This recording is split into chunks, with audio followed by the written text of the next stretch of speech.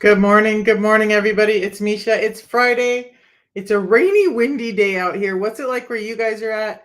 Where are you from? You guys, it's been a long time since I've heard from y'all about where you're from, and I love to know. I'm in Maryland. I grew up in North Idaho, but I'm out in Maryland now, and I love it here. I love the rain. We're going to be moving this year to Kentucky, so I don't know. Hopefully, that's a forever home and I won't have to move again. I go where my son goes, but where are you guys at and what's going on? While you're telling me where you're at, I want to start by saying we're going to talk about primarily anxiety today, but insulin resistance affects the brain in a real way. And so we're going to talk a little bit about some things that I've been learning along the way, and hopefully it will help. So science is now starting. We don't have any definitive answers, or they don't have any definitive answers yet to some of the things I'm going to bring up at this moment in time. But they're starting to recognize that, we've always thought that insulin, by the way, insulin is just a hormone and it's there to carry the energy of glucose. It does some other jobs too, but the main one we talk about is carrying glucose to the cells of the body. Now, generally, when we talk about insulin, we talk about how the brain triggers the pancreas and the pancreas creates the insulin. There's some emerging science that says that the brain can actually produce its own insulin. Interesting. I don't have a lot of information about that yet, just hearing about it. So I'll let you guys know as I hear more. But it's interesting to me that as we dive into this whole insulin thing, we start to recognize how involved it is in everything we do. So, including our brain. And this is super important because most people think about insulin resistance, they think about diabetes. I don't know. When you guys think about insulin resistance, what do you think about? Do you think about diabetes? When you think about diabetes, what does that look like for you? What are you guys thinking? I really honestly want to know because I never paid a lot of attention to diabetes. I worked in medical, and even with all these doctors telling me how devastating it was, I guess maybe it's because I didn't have the breakdown like these that I've been getting now, that I just didn't understand how impactful and how damaging diabetes really is. And now that we're understanding insulin resistance and understanding that it shows up 10 to 20 years before you ever get a diagnosis of diabetes, now we can start fixing people's health. Now we can start reversing a lot of these issues before they become an acute or extremely chronic issue. So now insulin is a hormone. The brain can produce it, the pancreas can produce it.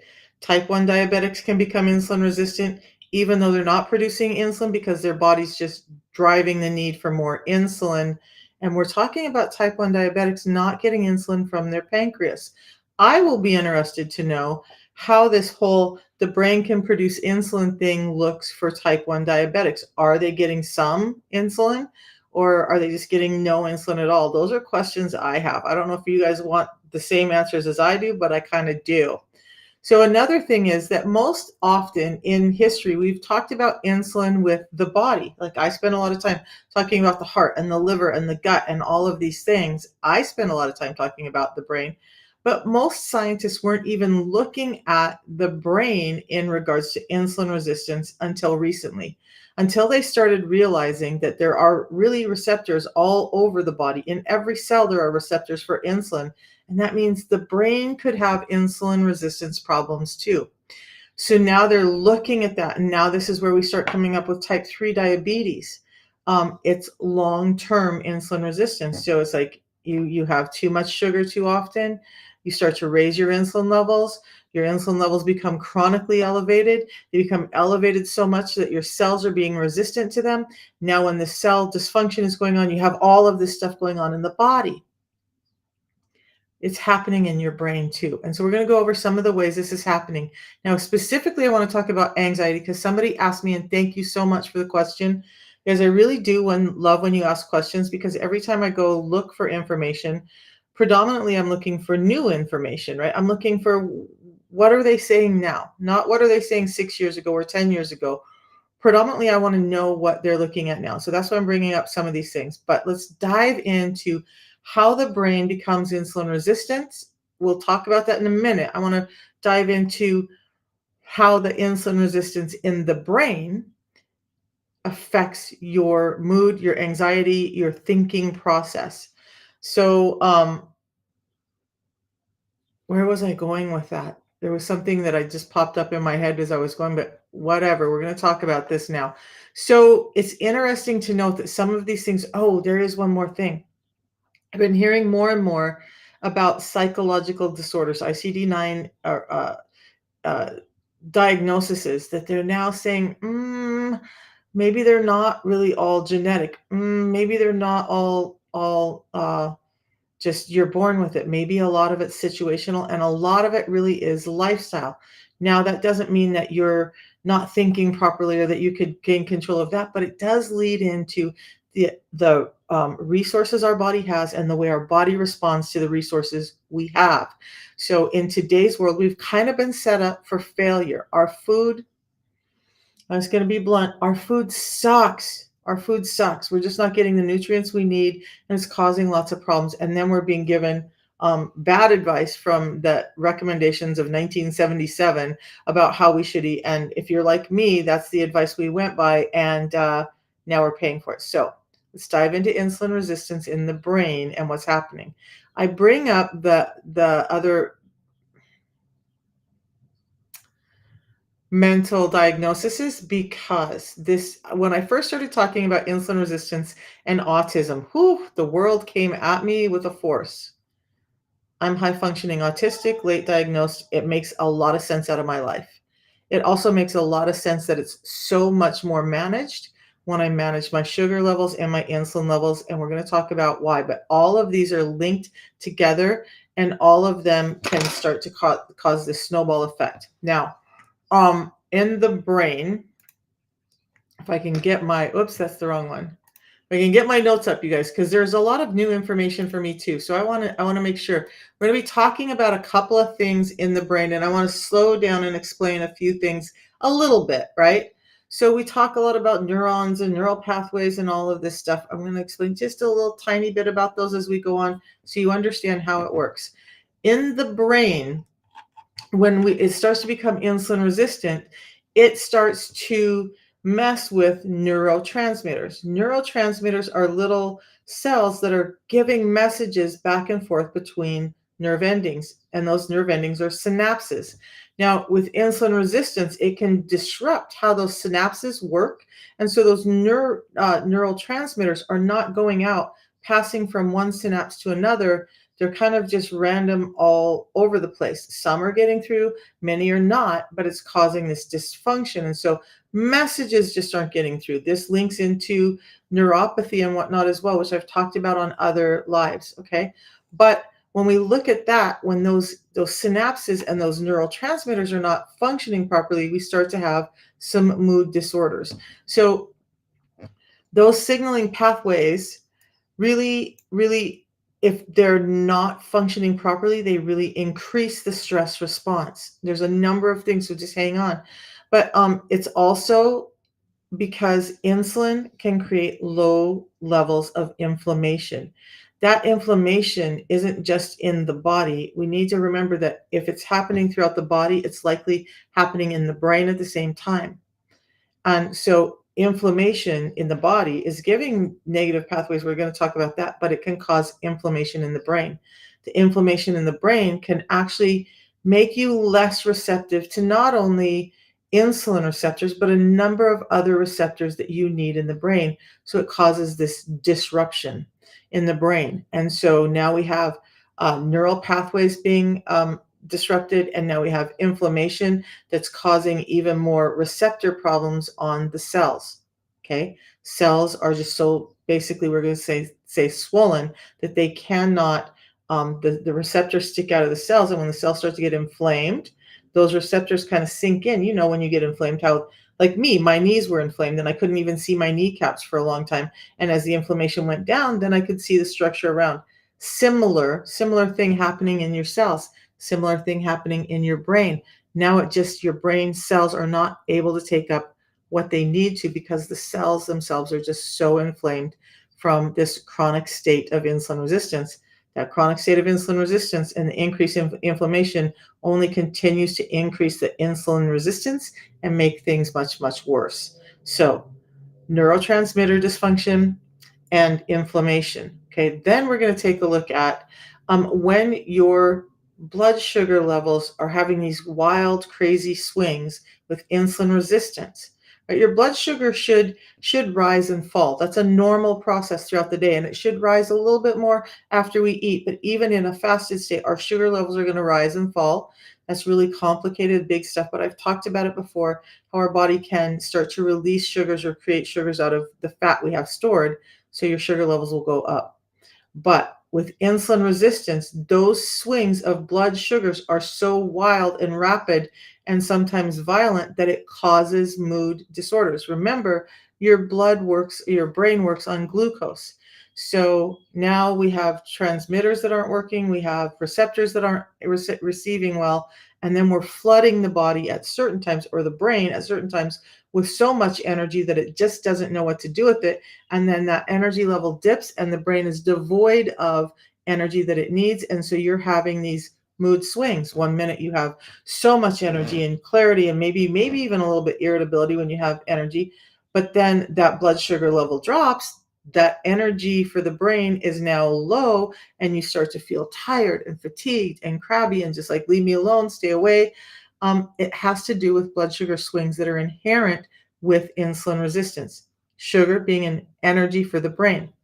But also it's causing a gut microbiome imbalance. So we know, and one of the reasons I am going to be talking about the protocol today again, because when people come on and say, oh, Ozempic fixed that, or Manjaro fixed that, all of these brain disorders, including anxiety, are directly linked to all of these things that I'm talking about.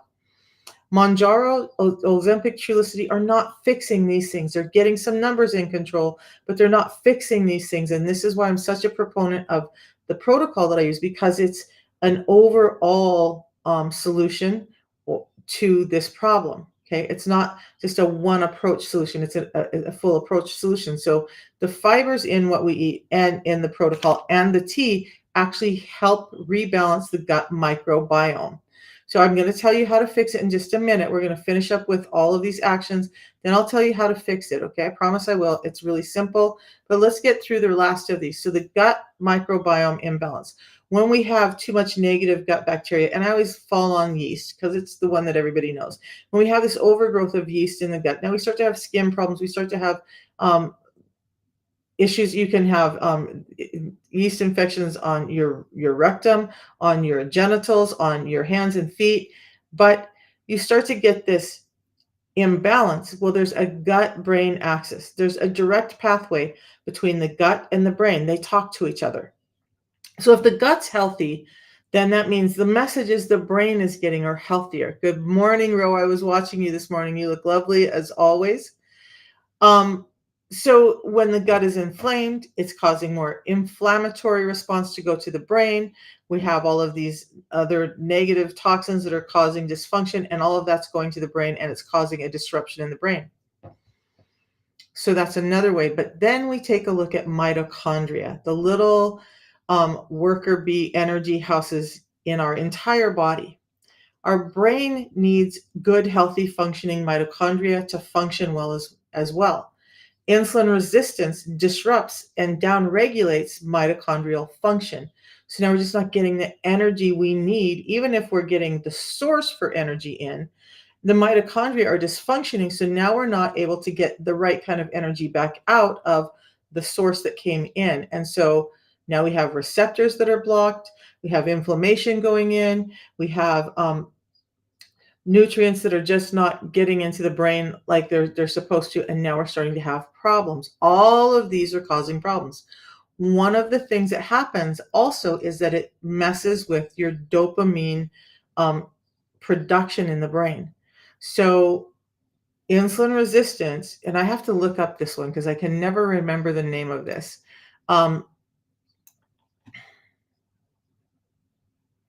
It doesn't, it's a dopaminergic action. So there's an action that helps your brain create dopamine, and when in the presence of insulin, it just can't. So I want to link this into this anxiety piece. If you're not getting dopamine, you're not getting the feel good receptors, right? You're not getting the everything is good. So now you're in this constant state of just feeling down and depressed and all of these taking over your life, and you can't get the dopamine to get out of it. So you're in a constant state of anxiety. Now, those of you who suffer with anxiety and depression, how many of you have been really frustrated because you do all the affirmations, you do all the stuff, and you're just not feeling better? Well, let's start to understand that a lot of it is physiological. A lot of these mental disorders are actually physiological. When we start to take care of what's going on in the body, the brain will respond in kind. So, the interesting thing as an ADHD person, I already have dopamine dysregulation problems. So that means when I have insulin resistance, it's going to exacerbate those effects of anxiety because, unlike a neurotypical person, I don't have normal levels of dopamine. Now you're taking away the ability for me to even produce dopamine when I could. And so now I'm constantly dopamine searching for dopamine and for that release that I just can't get because now my brain isn't able to produce dopamine even when I'm trying to do all the things that would give anyone else a dopamine surge. So now you're still falling into more and more depression, anxiety, and all of that. So, how do we fix it? We start to reverse the insulin resistance. I know I'm missing one. Stress, that's right. So, insulin resistance also affects your hypothalamic pituitary adrenal axis. And all that means is it's this center that addresses your stress in your body. Now, insulin resistance, where it's creating this problem with the cell receptors, some things just aren't functioning the same. What's happening with the HPA axis is that um, it's constantly putting you in a little bit of fight or flight all the time. So let's think about this. If the brain isn't getting the nutrients it should, if the receptors for the insulin are just not allowing it to get energy in, if you're not able to produce dopamine in the brain, and now you have this axis that is dysfunctioning and causing you to be in stress all the time. So now you're in stress a little bit all the time. Now, your brain isn't able to relieve that stress with dopamine. And so your anxiety increases and increases and increases, and you have a problem you just feel like you can't get out of. And along with that starts to come decreased brain function and depression and all the brain fog that's going along. Similar things are happening to cause things like exacerbation of autism, and like I mentioned, the PTSD and Alzheimer's and Parkinson's and all of these dysfunction, this wide array of dysfunction in the brain is really where they're starting to understand it all comes from. Is it because you're focusing on negative things all the time? Well, there's a piece of that as well, right? But if you can't get dopamine and everything that you do, that you're trying to bring joy into your life, that it does for other people, and your brain just isn't able to respond that way because insulin has impeded it, now you start to have even more anxiety because you feel like, well, gee, that person did it and they're happy and they're fulfilled, but I did this thing. I went to this event or I did this joy bringing thing and it just didn't bring me joy. And so there's something wrong with me and I'm a defunct person and that's making your anxiety worse. Okay. Enough of that right now. I'll answer more questions about that later if anybody has a question. And I will be doing a video, a short form video, a 1 to 3 minute video on this today, just kind of like overview of anxiety and insulin resistance. And so you can come back and look for that tomorrow. The very short version of the salt one yesterday is already up. You had a business call. Did you answer your question? I have not answered any questions. I've been trying to get through this information. So re-ask your question and good morning. I say good morning to Darlene. Okay. So you asked how to fix it. When climbing the mountain, I didn't see your question. So re-ask the question. I'll answer it. So how I fix it is just simply understanding insulin resistance and getting my insulin resistance under control. Yes, I use a protocol that's 2 teas and a fiber. So it's 2 drinks that I use at 3 points during the day. Why those? Because they're giving me the nutrients back that I'm missing that's exacerbating the insulin resistance in the first place. Insulin resistance is not just about glucose control. It's about us not getting in a variety of vitamins and minerals. And I can talk about that on a whole nother live. But It's does have to do with not getting in enough nutrients and too much sugar. That's what our system looks like today. We're getting in so much sugar in everything we eat. I used to be a label reader. I stopped. I think maybe I just got overwhelmed and like, what the hell? I think I know, not I think I know. I know there was a point when nobody was helping me that I was just like, why do I even try? I gain weight if I eat the right stuff. I gain weight if I eat the stuff I like. I feel bad if I eat the right stuff. I feel bad if I eat the stuff I like. I didn't understand the gaps in nutrition, not just the regulation, but the gaps in the nutrition that were causing my problems. Your sugars have spiked recently and was told by a nurse and pharmacist because I'm fasting. Oh. Okay, so let's talk about that part real quick, okay? We make chemicals every day, had a business. All right. So, my sugars have spiked recently and was told by a nurse and pharmacist that because I'm fasting, your body thinks it needs food. Well, I'm not going to disagree with that. But here's the thing. When you start fasting and you're insulin resistant, and so this is why if you're going to dive into a long fast and is highly insulin resistant, please work with a doctor because you can have wild blood sugar swings in the beginning. That's just an indication of how insulin resistant you are. Now, after 2 years on the system, last year, this time, I did a variety of, throughout the whole year, I was doing a variety of different fasting types because I realized that my missing gallbladder was causing me a ton of problems in my body. We can talk about gallbladder another day. But so long-term fasting. The first time I did a long-term fast, my ketones would get really high, my blood sugars would drop really low, and then they would go back up. And there was just this wild swing in all things metabolism. That was because my body was so used to certain levels of these hormones that it was creating that. When you're fasting, this is what's going to happen. Once you get past this about 8 to 10 hours where you finally get insulin down so that other hormones can start to take effect, what happens is a little like this. And give me just a couple of minutes. I'm going to explain this. Then we're going to go back to the system. So when you're driven by insulin, insulin loves sugar and it's storing sugar. It's saving it. It's not allowing you to burn fat. But remember, your body's primary source of energy right now is sugar. Now, when you're fasting, your body's starting to switch to fat, ketones. So when your body's really needing energy all the time, but it's not being able to deliver it, you're flooding your body with energy by eating all the time. You stop eating. Your body's like, oh, shoot, I don't have any more of that energy that they pushed through. Even though some cells weren't taking it up, I still need it for the cells who are receptive to it. Now, glucagon comes out. Glucagon is a spender.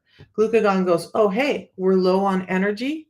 We need some energy. We're going to go break down fat. We're going to cue the liver to start taking these little glucose bonds called glycogen and break them down and get sugar back into our bloodstream because that's the energy source we know.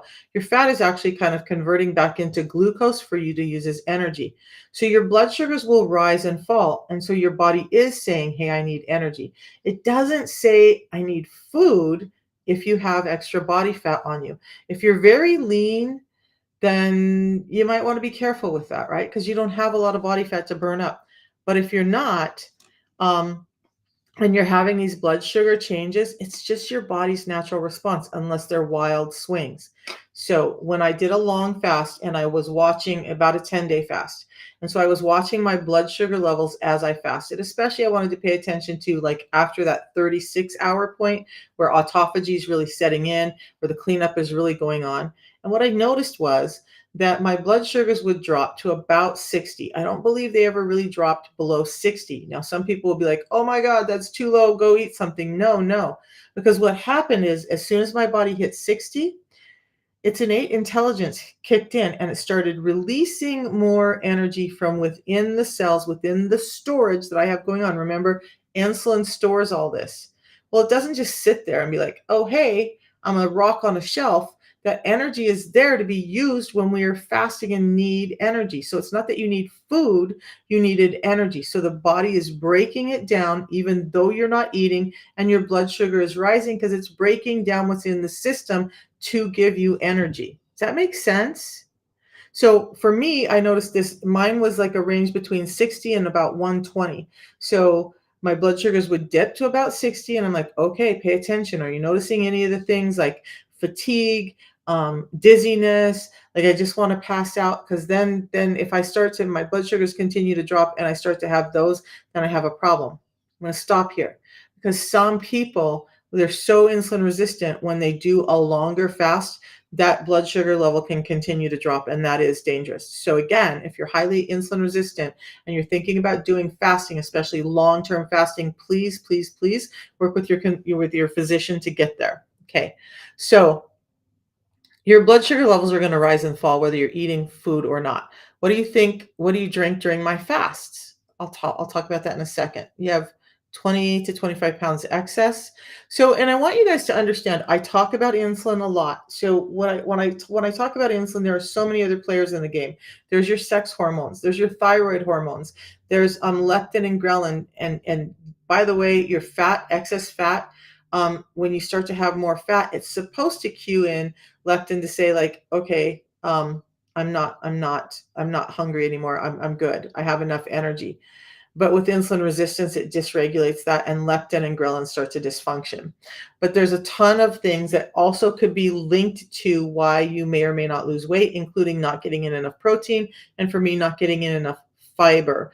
We need fiber to clean our system out and to feed those probiotics in our gut. So you've been high 320.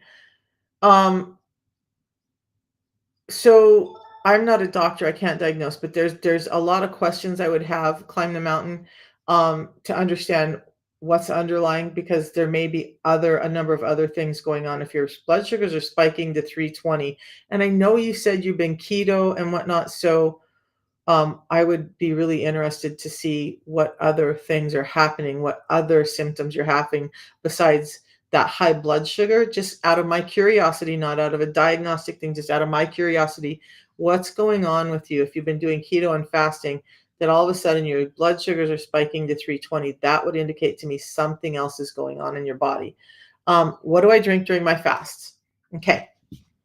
So, um, and yeah, those blood sugar levels, you guys, I'm going to talk about this, what I drink in my fast, but those blood sugar levels weren't as wildly dysregulated, but hey Nelda, but my ketone levels would get really dangerously high when I fasted. And that to me is an indication of, not just to me, but I've heard Bickman talk about it. I've heard Hyman talk about it. I've heard, what's the other guy? I know his name, but anyway, I've heard them all talk about how your blood sugar levels can spike, and especially your ketone levels. It's not a great thing if your ketone levels are going high. It means your metabolism doesn't know what to do. So we need to start to work with it, with your metabolism, and allow it to react normally to all of these many, many hormones that are involved. And Dr. Jason Fung talks about it too. Yes. But I was thinking about the fitness guy. He's a really sciencey. Damn it, I listen to him almost every day, and why can't I think of his name right now? Because I'm trying to think of it. It'll come to me. In Tom DeLauer. See, there it is. Tom DeLauer. He talks about it as well. Okay, so in my fast, you guys, in any fast, whether I'm just doing a 16-8, whether I'm doing a 36 and 12, whether I do a 10-day fast, what I drink during the fasting window is this. I have water. I have as much water as I can drink. I usually get in about a gallon of water a day. You did have sugars that were in the 70s, 80s, 90s. Yeah, there's something else going on climbing the mountain. It would be really interesting to see, like, what, like, just so before I finish that, I want to address this. Climb the mountain, write down all the symptoms you've had, everything you've had. Take a look at your labs, and then you can start to piece together what's going on. One of the problems, I'm not going to blame doctors for everything, because we tend to go into doctors and say like, oh, this is bothering me, but we don't give them all the other symptoms. And so they're looking, but they don't have the whole story. It's like me taking this book, and ripping out these few pages and saying, I know everything about fasting now. No, if what's on these pages may give me some information, but there's probably information on the rest of these pages that are really critical to what I read here. And we would all agree that with most books, right? So Yeah, I don't know. No brain fog, no energy, really, none of those. We'll talk about that later. In my fasting window, I have this tea. It's a highly concentrated form of yerba mate tea. Does not break my fast. I drink it every day. Most days twice a day. One of the fasts after I'd done, I think I started with a 3-day fast, and then I did like a 7-day and then a 10-day. And then I was like, you know what? I want to see what happens. What would happen? And this was when I was still learning about fiber and whatnot. What would happen if I have this fiber when I'm in a fast? What's going to happen to my blood sugar levels and to my ketones? Because that's how we can tell what's going on with our body, is by looking at those numbers. I was a little bit worried because I'm like, I've invested so much into doing this fast and I really don't want to destroy it. My ketone levels actually went up. It bumped up my ketone levels quite a bit. One day, almost twice of what they were at the same point in a similar fast earlier. So, what's happening with the fibers? Now, do I think that everybody needs to do the fibers during the fast? No. Am I okay with doing them now that I understand what's happening? Yes. So, I have my own little ideas, nothing in science, no papers to support it, but this is just based on compiling all the information. I have this. It increases my ketone levels, which means I'm being pushed further into a fast. I'm having all of that great benefits of keeping my insulin levels down and allowing my body to burn the fat for fuel.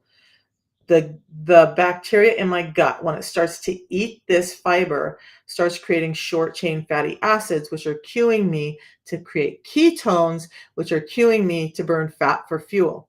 So if you're doing a fast to try and get insulin resistance under control, to try and help burn some fat, I would definitely not skip fiber at least once a day during those fasts, and see how you do with that. But that's what I do. I have the tea, I have water, and I have my fiber. Sometimes if I'm feeling really hungry, or if I'm just feeling a little depleted, I'll have bone broth. That won't break the fast either. So water, this tea, the fiber, and bone broth, that's what I have. Some people will have black coffee. I don't drink coffee, so that's not a big one. You need more energy, and in those sugars in my bloodstream begin to spike. You need more energy, and then yeah, you're having obviously some kind of energy dysregulation problem. Again, that's my opinion. Can't diagnose. So I think you should text me and let's talk and see if we can noodle through what may be happening to you, because I love doing that stuff.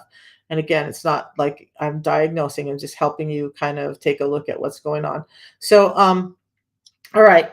So that's what I do. And why these things? Well, this has 7 different types of fiber, soluble and unsoluble. They really are helping balance that gut microbiome. Remember when we talked about anxiety, there was a connection between the gut and the brain, the gut brain axis.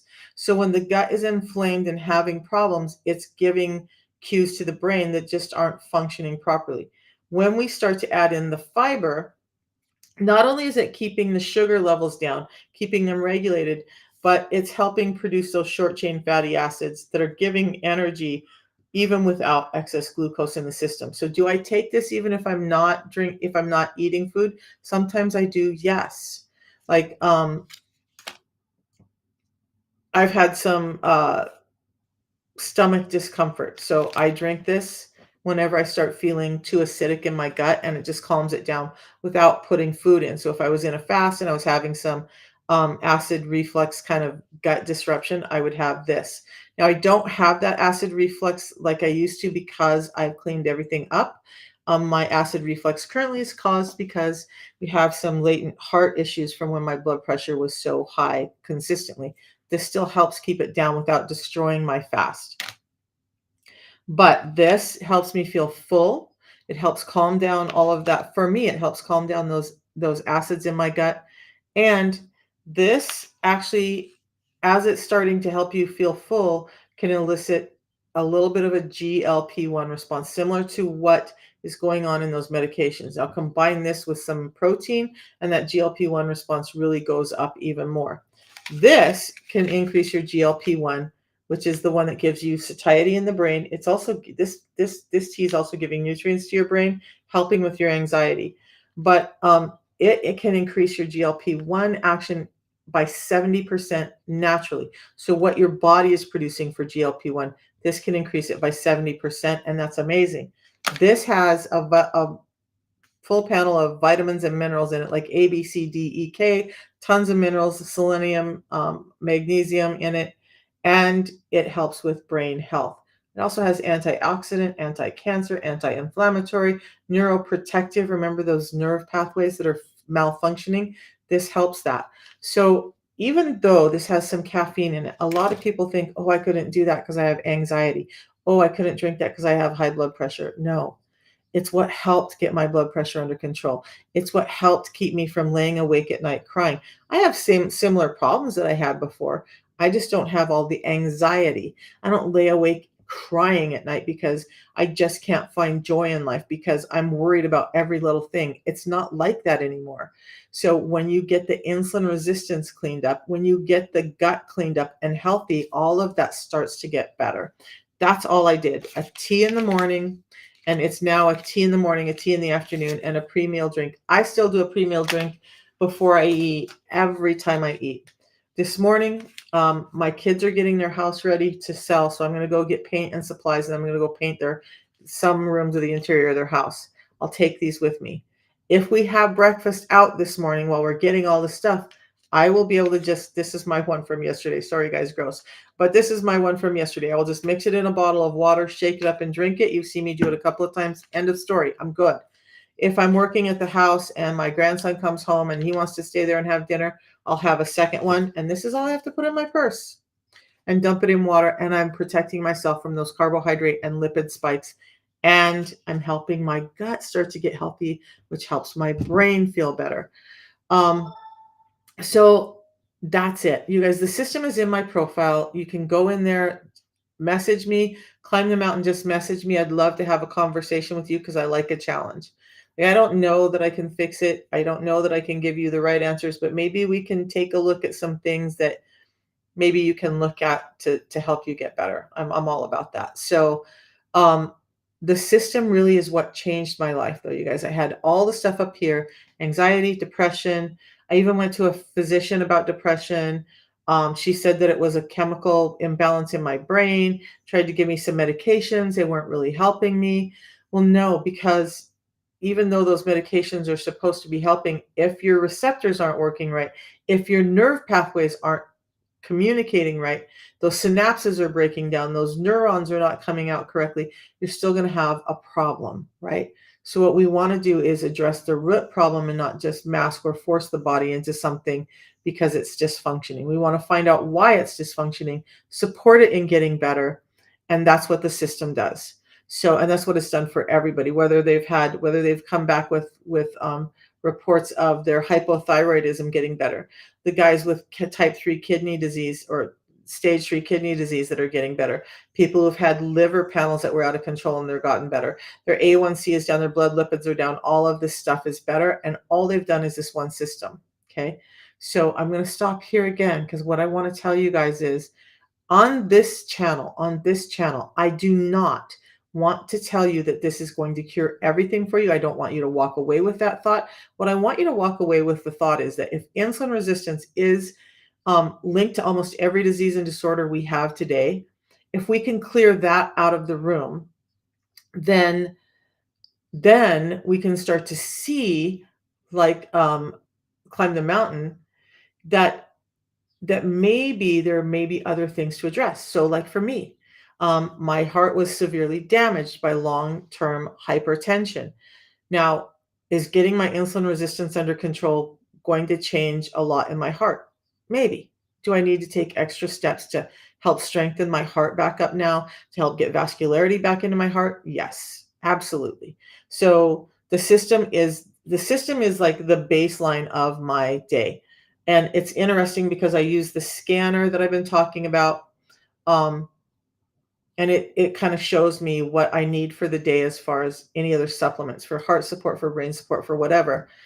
I don't consider the system as a supplement anymore.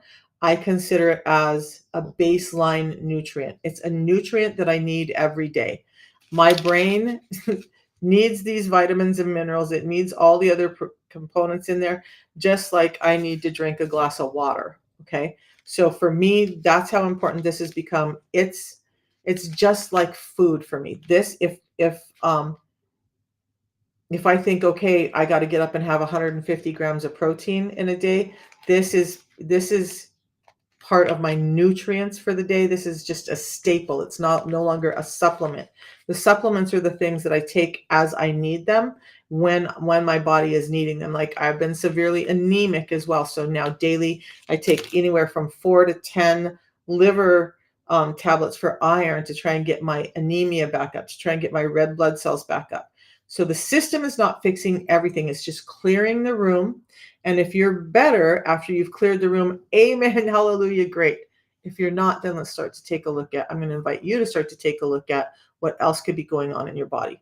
But the system is not a supplement. I used to call it a supplement, and I just had this shift the last few days when I was like, no, no, I will not. Just like I will always, have food for the rest of my life. I will do some intermittent fasting, but this is going to be part of my life every day because it's just as important to me as any other nutrient that I put in my mouth in the form of food.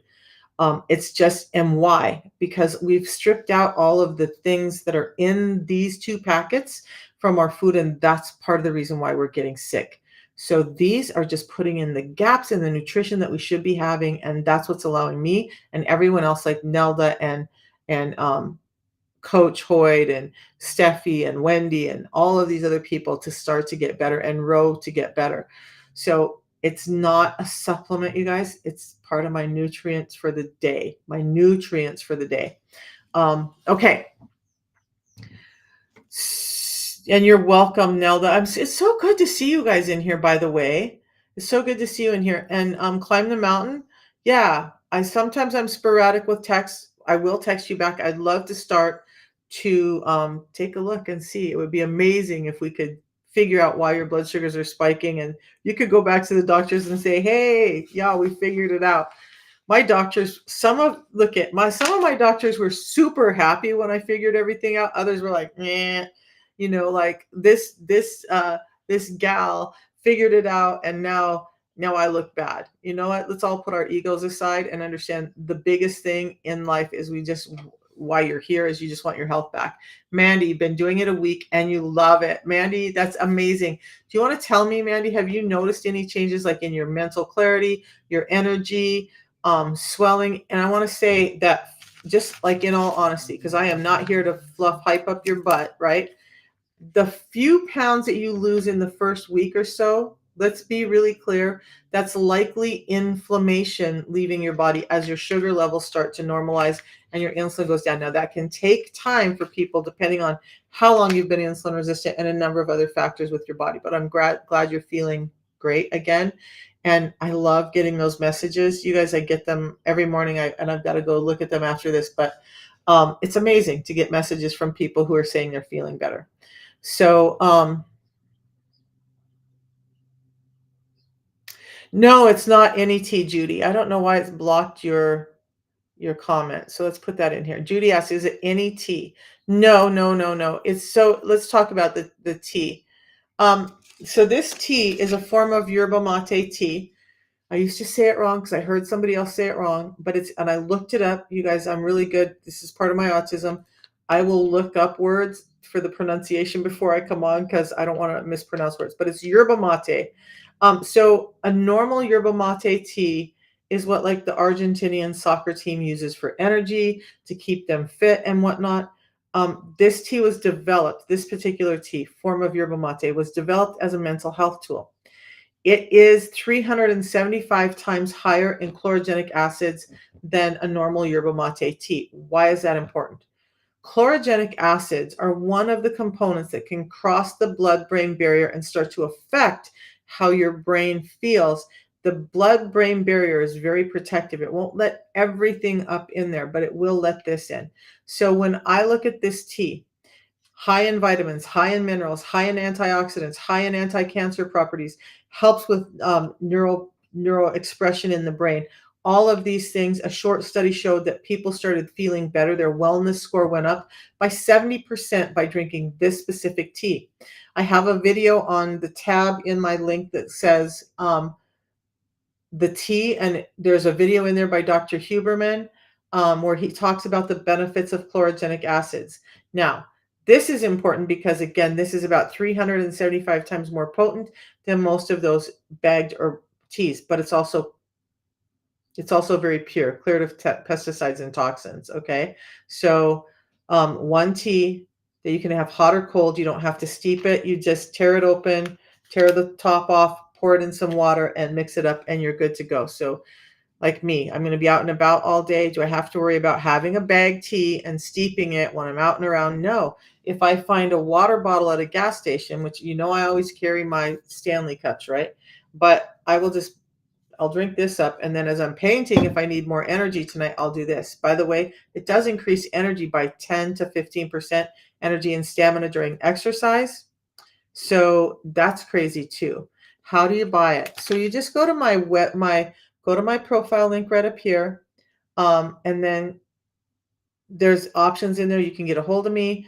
The Bone Fortify I talked about yesterday, I think is still up. And then there's my website. Go to the website. There's a tab right on the top of it that says buy.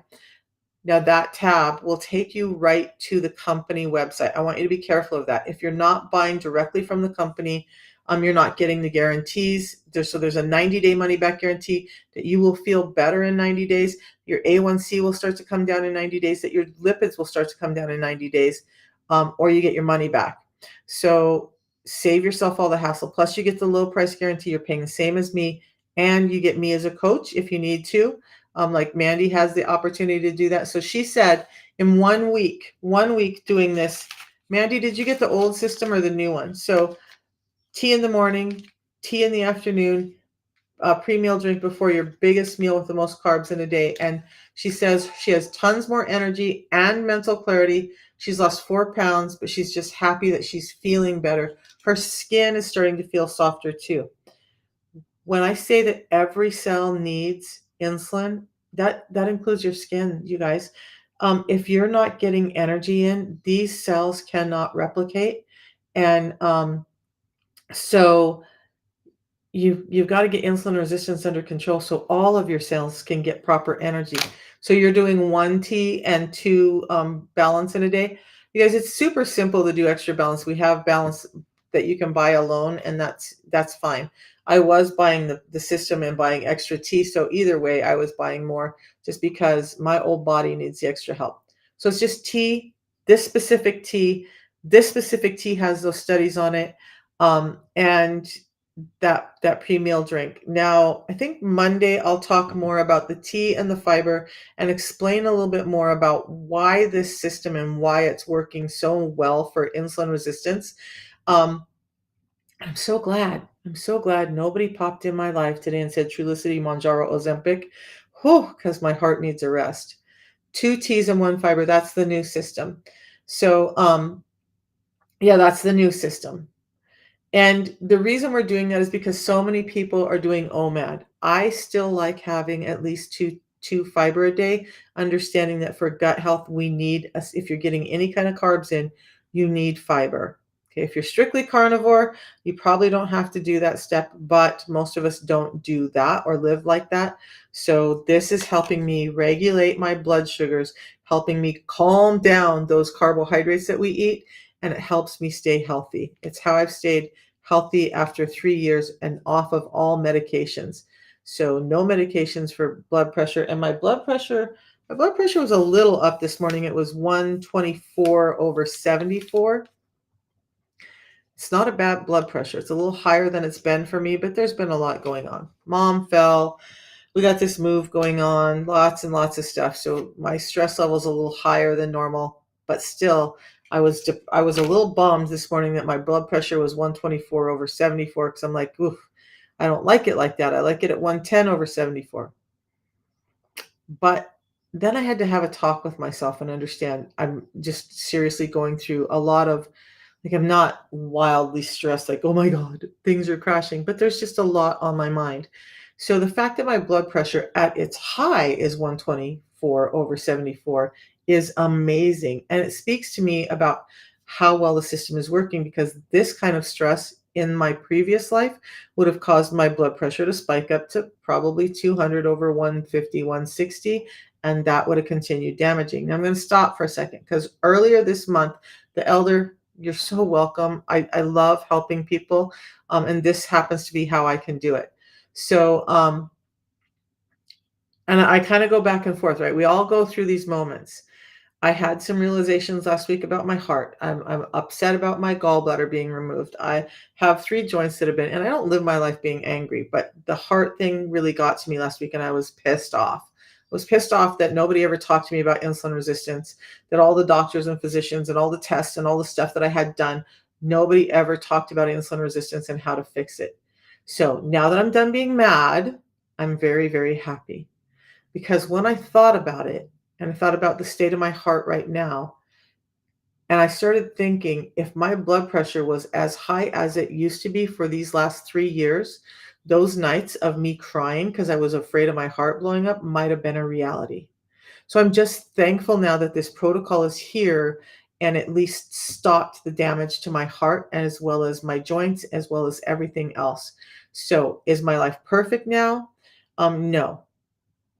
But is it getting worse? No, it's gotten better. I'm very, very thankful for that. It could have been much worse. Part of the reason I'm here talking is because I want you guys to not ever, ever, ever get to the stage I was and hopefully take care of it sooner. So you have gallstones. You were supposed to have it removed a year ago, but it's settled. Elder, keep your sugar levels low. I've talked about gallbladder. So bilirubin can cause gallstones, right? I don't have an explanation for that. There's a number of ways that insulin resistance can affect your liver and your gallbladder, and it's probably at least half of gallstone incidences linked back to insulin resistance and this glucose dysregulation and the way it messes with your muscles firing and all of that. So stick with it, get your insulin under control. And here's the thing, I kind of wish that I would have just waited and told them, no, you don't get to yank my gallbladder out. I didn't, like back then I was so inundated with everything going on and I didn't recognize. And not one physician told me how important the gallbladder was. It messes with your thyroid hormones. It messes with your female hormones when it's gone. It makes it much harder for you to lose weight. It makes it much easier for you to fall back into insulin resistance. It causes all kinds of gastrointestinal pain. Hold on to that gallbladder as long as it's feasible to hold on to it. Do not let them take your gallbladder out unless it's like you're so full of stones it's gonna be detrimental to your life. Okay. If you have a choice, keep your gallbladder. All right. So I'm going to get ready to go take care of some of these other things. Monday morning, we'll talk a little bit more for those of you who are interested in the science mechanism of why the fiber in the tea works and why the system is working, and a little bit more about insulin resistance.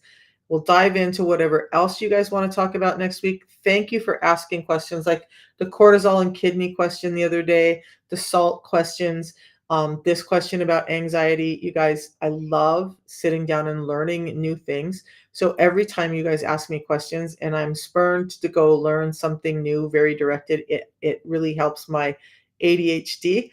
And I appreciate it. It really brings joy to my life, you guys. So I'll see you Monday. Everybody, please have a blessed weekend. Mandy, let's find time to talk in the next day or so. I want to catch up with you and make sure that everything is going well and that you're getting everything you need. So let's make time to talk. I've got your number. So I'll message you and we'll figure it out. Lori, yeah. Yeah. I think you're still in my system as Bosworth, aren't you? Your name isn't changed, is it? I think it's still Bosworth in my system. Let me write a note. So Lori, let's absolutely have a chat today. I usually go live at about 8:30. I try really hard, and then there's times when my ADHD gets out of control, and I'm like, to be honest, sometimes it's like, oh, it's 8:05. I have time to do a couple of things, and the next thing I do, I look down, it's like 8:40, and I'm like, oh, I'm late. 8:30 is when I really try to be here. Okay. And that's Monday. Got your name down, Lori, so I can give you a call. And then Monday through Friday. I don't go live on the weekends. You guys, I'm taking a stand. Look at, and this is just a moment, right, for everybody else that I hope you can learn from, not just in my health, the things that I've gone through, but just in my 60 years of trying to do the damn thing in this life. I have worked two jobs almost my entire life. I have poured into working, to surviving, to whatever. I don't have to do that now, so I tend to not do that. Could I do better if I worked more on my business? Yes. But you know what I've realized? Those times that I was missing with my family, all the little things like, yeah, I'm going to go work my butt off helping paint the house. But the joy I get in my heart from helping my son while he's deployed be relieved of some of these things, and the gratitude that he's going to feel later for it, and just the contribution that I give to him is important.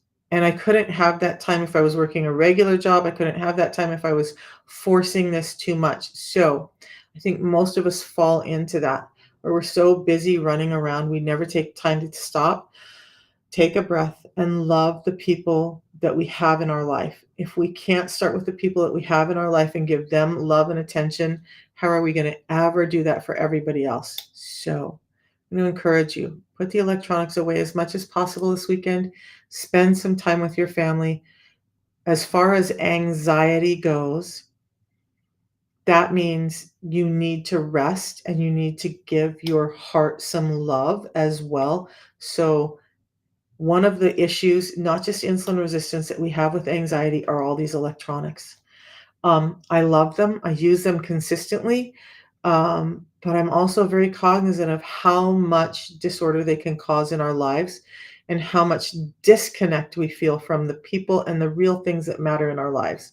If we're working so hard to provide for people we love, don't you think they want our love and our attention just as much, if not more, than the money that we make? And so I shut it down over the weekend. I'll take a random few calls, like for Lori, who we need to talk. Um, but I don't spend all weekend doing business. My grandson knows when I pick him up, we call it Kenny Day. He knows I don't pick up my phone. He knows if I do pick up my phone, it's probably his mom, dad, or my daughter. I don't pick up the phone otherwise. So I want to encourage the same for you guys.